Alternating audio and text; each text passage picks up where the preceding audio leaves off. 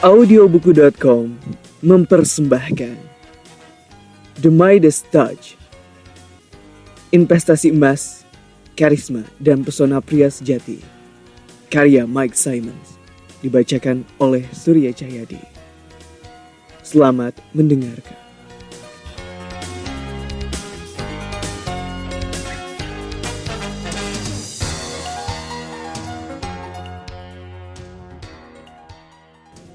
Needs for secure.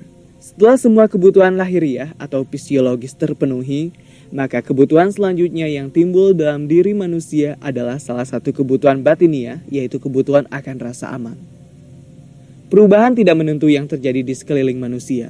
Konflik dan pertentangan yang kerap terjadi membuat manusia was-was akan kelangsungan hidup diri dan keluarganya. Manusia menginginkan jaminan keselamatan dalam hidup diri dan keluarganya. Dan dalam konteks ini, jaminan keselamatan yang dimaksud adalah jaminan keselamatan secara finansial.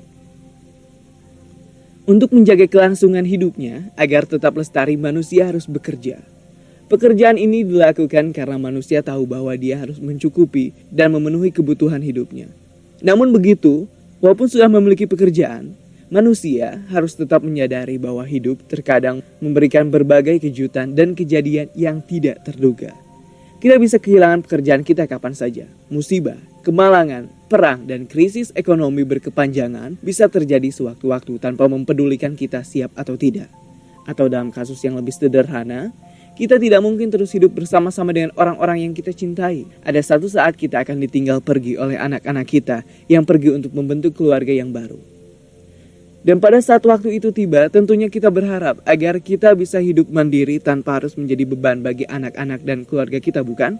Di saat seperti inilah, kita mulai merasa bahwa dengan hanya mengandalkan pekerjaan yang kita miliki sekarang itu tidaklah cukup. Dalam kasus Raja Midas, beliau adalah seorang yang raja yang tentunya memiliki kekayaan yang sangat luar biasa besarnya. Namun, dengan gaya hidup yang dimilikinya, dia pun sadar bahwa apa yang dimilikinya saat itu lambat laun pasti akan habis. Raja Midas butuh sesuatu untuk mempertahankan gaya hidupnya. Seperti halnya Raja Midas, Anda dan saya juga butuh sesuatu untuk menjamin bahwa apapun yang terjadi esok hari maupun di masa depan kehidupan saya dan Anda akan baik-baik saja. Raja Midas, saya dan juga Anda butuh apa yang disebut dengan sentuhan emas, the golden touch, atau dengan kata lain investasi emas. Needs for self-esteem. Mengapa harus emas? Mengapa tidak tanah, properti atau surat-surat berharga? Baik, sebelum saya menjawab pertanyaan-pertanyaan tersebut, saya ingin kembali meneruskan penjabaran saya akan kebutuhan batiniah lainnya, yakni kebutuhan akan pengakuan diri atau aktualisasi diri. Setiap manusia ingin dihargai, setiap manusia pun ingin dikenal selalu aktual, up to date, selalu ingin terbaharui. Saya ada di dunia dan saya ingin dunia tahu. Manusia ingin diakui, manusia ingin setara, bahkan kalau bisa manusia ingin sempurna. Kebutuhan akan pengakuan dan aktualisasi diri ini sesungguhnya pada dasarnya sudah ditanamkan pada cetak biru sel-sel DNA manusia bahkan sebelum manusia itu dilahirkan. Sebagai contoh, bias dikatakan bahwa hampir setiap wanita terobsesi untuk selalu tampil cantik dan sempurna. Mereka rela menghabiskan waktu berjam-jam hanya untuk tampil cantik dan anggun untuk sebuah acara yang mungkin hanya memakan waktu tidak lebih dari 25 menit saja. Hal ini tentu saja bisa terjadi karena dalam setiap sel dalam diri wanita sudah tertanam hasrat atau keinginan untuk selalu tampil cantik dan menarik. Jadi jangan heran jika hanya karena masalah sebuah jerawat kecil, wanita tiba-tiba bisa berubah heboh dan panik luar biasa. Lalu bagaimana dengan kaum pria? Jika Anda yang membaca buku ini adalah seorang pria seperti saya, maka bersyukurlah karena pada hakikatnya Anda adalah seorang pemenang. Dan seorang pemenang sudah jelas merupakan sebuah pengakuan. Seorang pria sudah dirancang dan dibangun oleh Yang Maha Kuasa dengan memiliki cetak biru DNA pejuang dan petarung sejati di dalam tubuhnya. Hal tersebut tentunya telah dipersiapkan oleh Yang Maha Kuasa untuk menghadiri arena pertandingan hidup yang penuh tantangan dan ketidakpastian kelak. We are warrior. Seorang pria adalah pejuang dan itu adalah kepastian yang mutlak. Bahkan saat masih berupa sel sperma, seorang pria sudah ditetapkan untuk harus saling berlomba dan bersaing dengan ribuan bahkan jutaan sel sperma lainnya untuk memperebutkan satu sel telur. Itulah sebabnya saya mengatakan kalau Anda adalah seorang pemenang. Karena untuk lahir ke dunia saja Anda sudah diharuskan untuk memenangkan sebuah pertandingan sulit yang bahkan Anda tidak pernah tahu dan sadari sebelumnya. Dari kisah Raja Midas, kebutuhan akan pengakuan diri tergambar nyata dan tercermin jelas dari sifat dan tingkah laku sang raja. Sang raja melihat bahwasanya dewa dan dewi yang tinggal di Olympus terlihat tampan cantik dan memiliki kesaktian. Dengan kata lain, sempurna.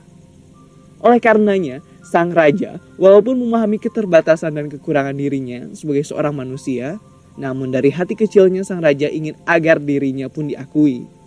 Ingin terlihat memiliki legitimasi, ingin terlihat hebat dan terpandang di mata rakyat dan para raja-raja lainnya, karena mampu mengundang dan menjamu dewa dan dewi dari Olympus di istananya. Disadari maupun tidak, sesungguhnya apa yang dilakukan oleh Raja Midas juga kita lakukan dalam kehidupan kita sehari-hari. Berapa banyak waktu serta uang yang kita keluarkan untuk biaya grooming, membeli pakaian dan juga parfum bermerek agar bisa selalu terlihat tampil stylish dan menarik di hadapan orang yang kita suka. Berapa banyak juga biaya yang kita keluarkan untuk mentraktir teman dan bersosialisasi rendezvous bersama orang-orang baru. Berapa banyak pula budget yang Anda anggarkan untuk menjamu relasi atau sekedar membelikan bingkisan bagi mereka di hari ulang tahunnya. Cukup Anda yang tahu.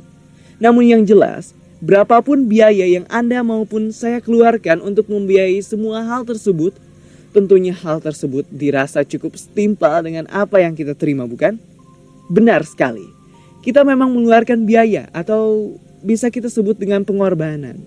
Namun, dengan pengorbanan itu sendiri, kita menerima satu hal yang merupakan salah satu bentuk kebutuhan mendasar dalam diri kita sebagai manusia normal, yaitu pengakuan.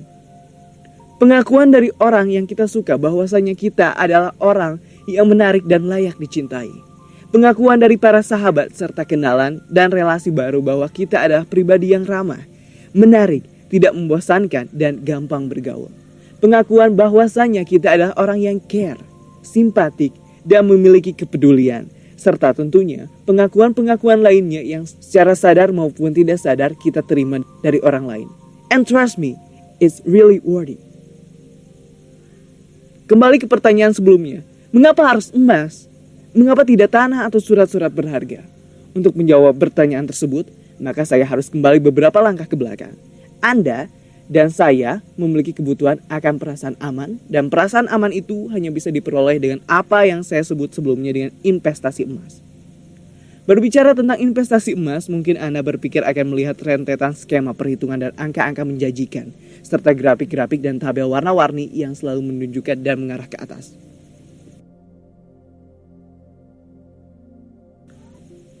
Anda boleh bernapas lega karena saya tidak akan menjanjikan hal-hal membosankan tersebut, walaupun itu adalah fakta yang sesungguhnya.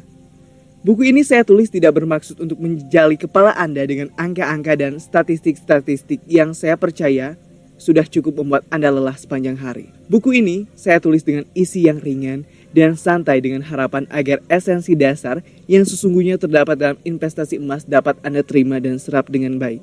Jadi mengapa harus emas? Apakah investasi yang lain tidak cukup baik dan tidak layak untuk dimiliki? Sesungguhnya tidak seperti itu.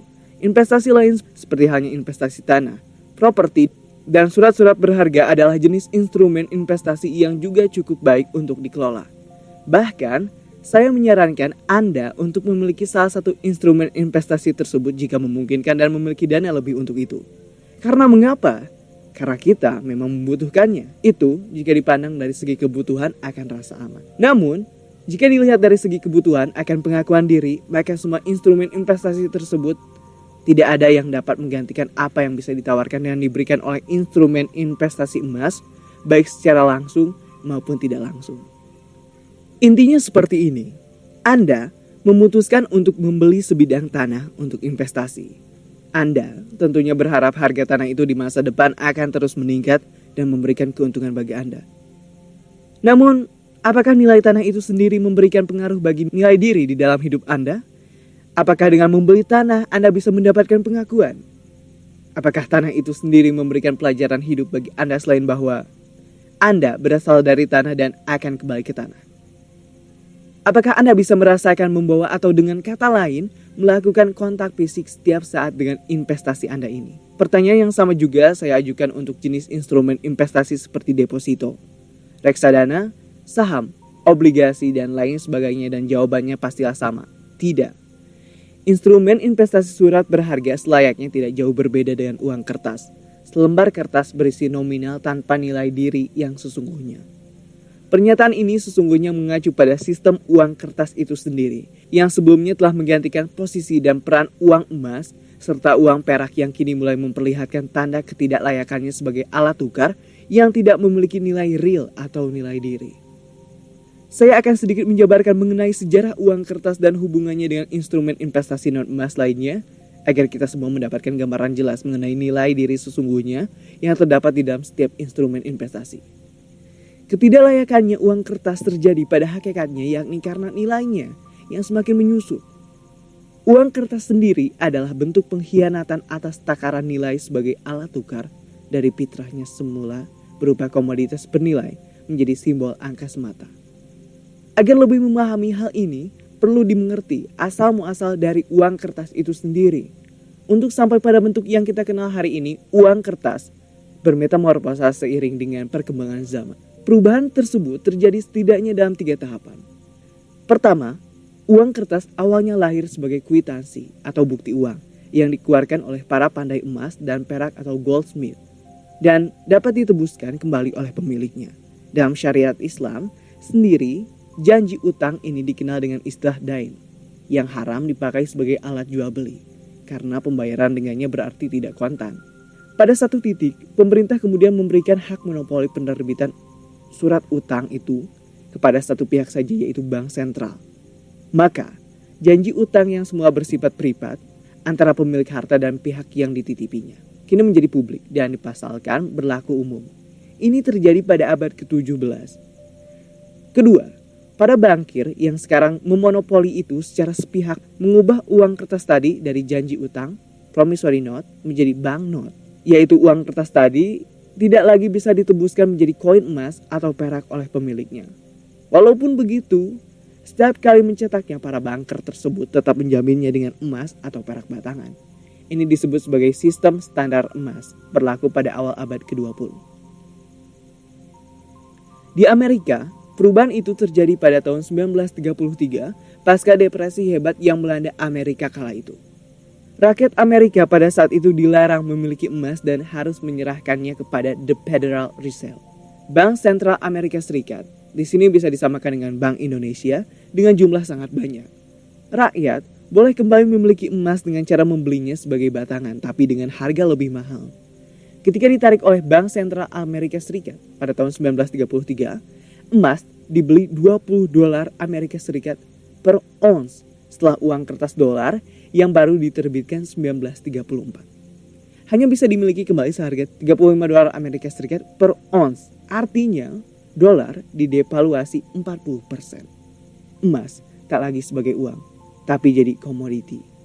Kemudian, sejak tahun 1944, sistem Bretton Woods berhasil dipaksakan sebagai sistem internasional. Intinya, satu-satunya uang kertas yang didukung emas hanya dolar. Kurs $35 Amerika Serikat per ons. Seluruh mata uang kertas lain di kurs tetap terhadap dolar. Perubahan kurs hanya bisa dilakukan oleh pemerintah nasional atau izin IMF, International Monetary Fund, yang didirikan bersama berlakunya sistem ini. Ini juga bermakna dolar ditetapkan sebagai standar dan berlaku internasional. Ini berlangsung sampai tahun 1971. Ketiga, pada Agustus 1971, Richard Nixon, Presiden Amerika Serikat yang hampir bangkrut karena kekalahan telak pada Perang Vietnam, secara sepihak mengakhiri sistem Bretton Woods dan mencabut ikatan emas atas dolar. Maka bank sentral kemudian dapat mencetak uang kertas sekehendaknya. Uang kertas kemudian menjadi bernilai dan diterima sebagai alat tukar sepenuhnya atas dasar paksaan undang-undang. Kurs antara uang kertas pun tidak lagi ditetapkan oleh pemerintah, melainkan oleh para pedagang uang. Uang kertas jadi komoditas dan seluruh sistem moneter sepenuhnya dikendalikan oleh spekulan. Dari penjelasan di atas tentunya dapat dimengerti bagaimana uang kertas yang semula mendapat jaminan emas dalam setiap pencetakannya kemudian menjadi tidak memiliki kandungan nilai karena adanya kebijakan-kebijakan sepihak yang bersifat mengikat. Oleh karena hal tersebut, maka uang yang beredar pada dasarnya bisa disamakan dengan janji yang memiliki nilai tukar namun tidak memiliki nilai diri. Jika Anda memperhatikan perkembangan nilai mata uang kita beberapa bulan terakhir, Anda tentunya merasa miris sama halnya dengan saya. Cukup mengenaskan, bukan? Nilainya terus jatuh karena dipermainkan oleh pihak spekulan. Nah, dasar dari investasi non-emas sesungguhnya bisa disamakan dengan proses yang terjadi pada metamorfosis uang kertas, yakni berdasarkan janji. Reksadana, obligasi, deposito, saham, dan bentuk instrumen investasi yang serupa pada dasarnya adalah bentuk investasi berdasarkan pada janji. Janji yang akan dibayarkan pada saat jatuh tempo. Janji untuk dikelola dan diberdayakan dan kemudian akan memberikan hasil. Sama sekali tidak memiliki nilai yang bisa dimanifestasikan, keberadaan dan wujud nyatanya. Sangat berbeda dengan investasi emas yang notabene wujudnya ada dan nilainya jelas. Lalu, bagaimana dengan suku atau obligasi syariah? Bukankah obligasi syariah lebih terjamin dan memiliki nilai diri karena ditunjang dengan aset yang nyata? Juga bagaimana dengan investasi properti? Bukankah properti seperti rumah, bangunan, ataupun tanah merupakan jenis investasi yang juga memiliki nilai fisik yang nyata, layaknya investasi emas, dan selain itu juga dapat dipastikan aman serta menjanjikan? Memang benar, jika investasi properti juga memiliki keunggulan dari segi nilai diri atau nilai fisik yang mewakilinya. Namun, jika kemudian investasi properti langsung dinyatakan aman dan cukup menjanjikan, rasanya kita harus kembali melihat apa yang terjadi pada negara Amerika pada beberapa tahun kebelakang. Pada tahun 2008, di Amerika banyak orang mengalami kerugian besar karena harga rumah terjun bebas dan kemudian menggerus nilai investasi yang orang sebut-sebut sebagai jenis investasi yang nilainya selalu naik. Ternyata pemikiran semacam ini kemudian telah membuat banyak orang gigit jari pada waktu itu. Jika kita lihat di Indonesia, harga dari salah satu kebutuhan pokok yaitu perumahan memang selalu merangkak naik. Jumlah lahan yang semakin sedikit dipadu dengan kebutuhan akan tempat tinggal yang terus bertambah, mengerek harga rumah terus naik ke atas. Hal yang sama juga pada dasarnya terjadi di negara-negara lain. Lalu, apa yang menyebabkan kehancuran harga di pasar properti Amerika 6 tahun silam dan bahkan menyeret perekonomian dunia bersamanya? Salah satu bank tertua dan terbesar di Amerika yaitu Bank Lehman Brothers dengan CEO-nya Richard Safran Foer Jr. atau sering dipanggil Dick Foer, pada satu saat meminjam dana dengan sangat agresif dari Federal Reserve. Melebihi dari bank-bank lainnya, kurang lebih 2 kali dari bank-bank yang lain. Karena pada tahun 2008, suku bunga yang ditetapkan hanya 1%, sebuah angka yang sangat kecil sekali.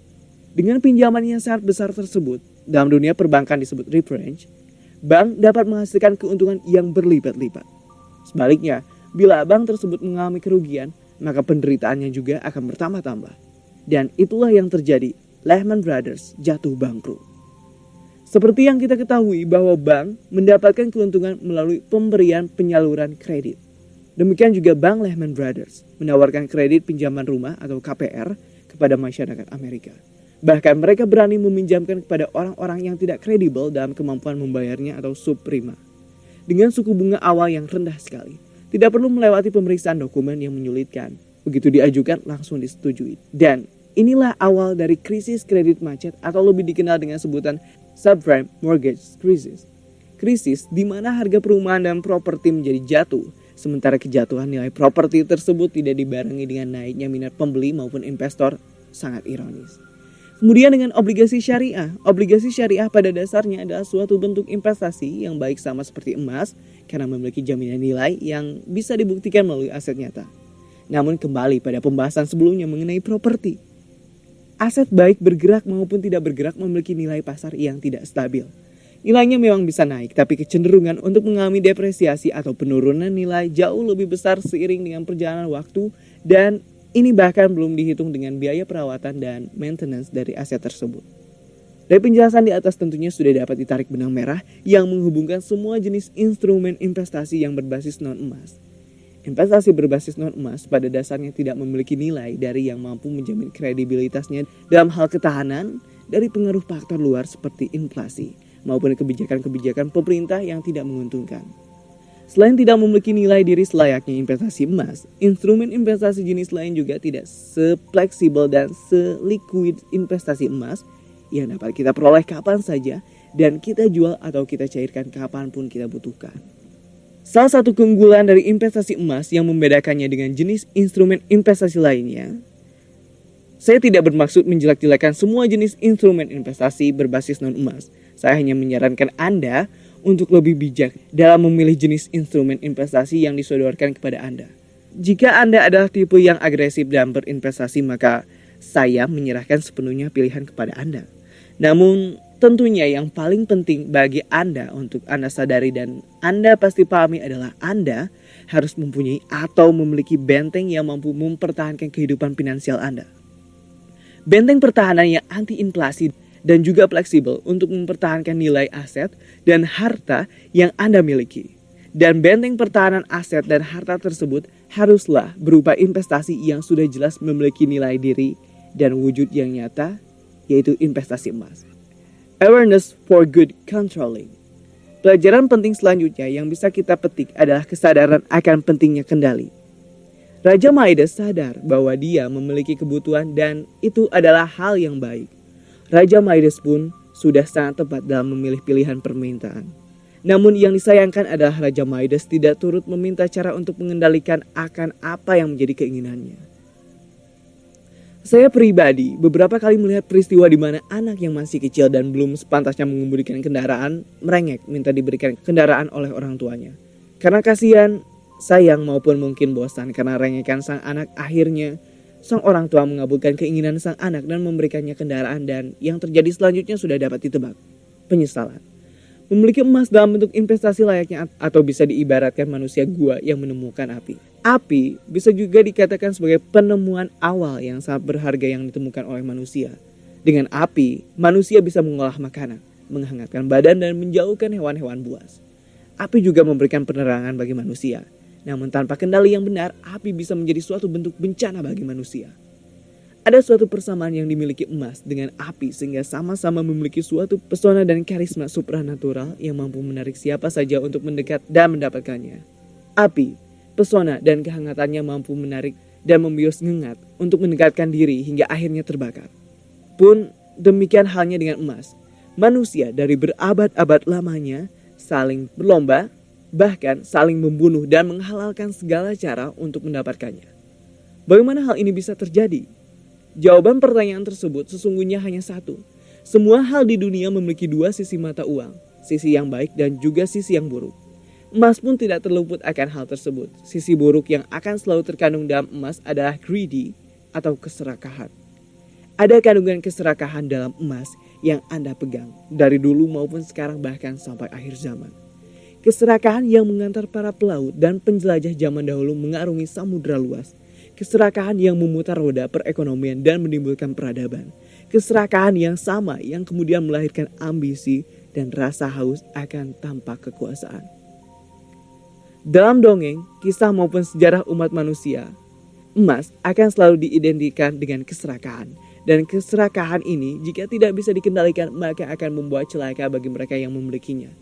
Jika Anda penggemar trilogi The Lord of the Ring, karya J.R.R. Tolkien, maka Anda akan tahu bagaimana besarnya dorongan yang timbul dari keserakahan yang keluar dari cincin emas yang dibawa oleh Frodo, sang tokoh utama dan teman-temannya. Juga tokoh Sméagol yang tergila-gila bahkan terobsesi akan cincin emas milik Sauron tersebut, sehingga sampai hati membunuh saudara sendiri dan kemudian merubahnya menjadi makhluk aneh yang tampak dan rela berbuat apa saja demi memiliki The Precious One, cincin emas milik sang kegelapan. Jika Anda belum menonton atau membaca trilogi kisah tersebut, maka saya sangat merekomendasikannya untuk Anda tonton dan nikmati karena menurut saya pribadi tersembunyi suatu kebijaksanaan dalam inti cerita tersebut akan topik yang kita bahas, yaitu pesona dan karisma emas bagi pria sejati. Jika greedy atau keserakahan merupakan satu sisi mata uang bagi emas, maka sisi satunya lagi adalah charm atau pesona. Dalam diam dan kemilaunya, sesungguhnya emas memiliki suatu pesona yang mampu membius siapa saja. Pesona inilah yang selama ini tersembunyi dan seakan mati suri. Suatu bentuk kesadaran dan daya tarik supranatural yang sayangnya kini hanya disadari oleh segelintir orang, khususnya wanita. Inilah inti dan alasan utama buku ini ditulis. Mengajak Anda untuk menemukan kembali dan menggosok emas dalam hidup Anda agar kembali bersinar. Dengan buku ini, saya mengajak Anda untuk menyelami kebijaksanaan dan pentingnya memiliki emas dalam hidup Anda, dan terlebih lagi dengan buku ini, saya akan membantu Anda untuk membangun serta memanifestasikan karisma dan pesona emas dalam diri Anda. Kembali ke topik, kendali adalah hal terpenting dalam investasi manapun. Kesadaran akan adanya kebutuhan seperti yang dikatakan sebelumnya adalah yang terutama. Namun, kesadaran tanpa adanya kendali adalah sia-sia. Ibaratnya, dalam sebuah pelayaran, kapal adalah kesadaran yang Anda miliki di lautan dan kemudi adalah kendali yang mengantarkan kapal Anda sampai ke tujuan. Pada masa sekarang ini, di mana masyarakat sudah mulai menyadari akan pentingnya investasi emas, sifat serakah ini juga turut menyusup dan merasuk dalam diri setiap orang yang mengambil keputusan untuk berinvestasi emas. Keserakahan biasanya turut pula menyertakan sifat tidak sabar dan selalu ingin serba cepat, instan. Mereka membeli emas banyak-banyaknya dengan harapan akan mendapat keuntungan tinggi dalam waktu yang sesingkat mungkin. Mereka menunggu dan memantau untuk sementara, namun karena ketidaksabaran akhirnya mereka menjual semua emas mereka, menggerutu, menyumpah, dan kemudian memandang emas dengan remeh dan mencibir. Hal ini jelas omong kosong karena investasi emas adalah jenis investasi jangka panjang. Anda harus belajar mengendalikan keinginan Anda akan keuntungan, atau lebih jelasnya, Anda harus belajar untuk mengendalikan keserakahan Anda. Sesungguhnya, ada lebih dari keuntungan investasi yang diberikan oleh emas untuk Anda. Jika Anda masih memandang emas hanya semata dari segi selisih lebih dari yang Anda hayalkan akan Anda terima saat menjualnya kembali, maka maafkan saya. Tutup saja buku ini dan berikan kepada orang yang lebih membutuhkannya. Dan niscaya Anda akan melihat perbedaan dari mereka yang mampu melihat hal tersembunyi dari emas dari sekedar apa yang Anda mampu lihat sejauh ini. Sesungguhnya hanya mereka yang mau berubah dan mengendalikan hasrat dalam diri mereka lah yang akan mampu mendapatkan rahasia sesungguhnya akan apa yang terkandung dalam investasi emas yang sejati. Gold, greedy, charm, dan absolutely gold, grams, carats. Keserakahan akan terus bertambah gram demi gram seiring dengan adanya hasrat dan keinginan. Namun kadar karatas emas murni tak akan berubah dan pesonanya akan selalu tinggal tetap. And this is what I call the golden principle of purity. Stay tuned, I need a more coffee. Man frets, but gold speaks. Toriano.